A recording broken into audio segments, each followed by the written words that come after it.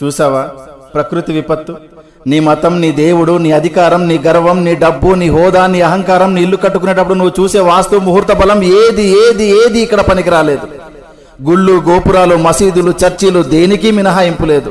రాజు బంటు అనే తేడా లేదు. ప్రకృతి ముందు అంతా సమానమే అన్న విషయం గుర్తుపెట్టుకో. వాస్తవానికి ఒక పేదవాడు ఇల్లు కూలితే మహా అయితే చిన్న చిన్న గాయాలు మాత్రమే. అదే ధనవంతుడు ఇల్లు కూలితే కనీసం శవం కూడా దొరకదు. ఇది గుర్తుపెట్టుకో. గట్టిగా బతికితే మహా అయితే 100 ఏళ్ళు, అందులో రాత్రి రూపంలో 50 ఏళ్ళు పోతుంది. మిగిలిన 50 ఏళ్లలో ఏమీ తెలియని పసితనం అంటే బాల్యంలో 10 ఏళ్ళు గడిచిపోతుంది. మిగిలిన 40 ఏళ్లలో చిట్ట చివరి వృద్ధాప్యంలో దినదిన గండంగా 5 ఏళ్ళు గడిచిపోతుంది. ఇంకా నీ కోసం మిగిలింది కేవలం 35 ఏళ్ళు మాత్రమే. ఈ 35 ఏళ్లలోనే నీ చదువు, నీ సంపాదన, నీ కుటుంబ బాధ్యత, బంధాలు, బంధుత్వాలు అన్నీ చూసుకోవాలి. కాబట్టి జీవితం చాలా చిన్నది. ఇది తెలియక కులాలు, మతాలు, పార్టీలు అనే పగలు ప్రతీకారాలతో రగిలిపోతున్నారు. ఇది వద్దు. సాధ్యమైనంత వరకు నీ శక్తి మేరకు నీ సమాజానికి నీకు గుర్తుగా ఏదో ఒక మంచి పని చేసే వెళ్ళిపోదాం. Thank you.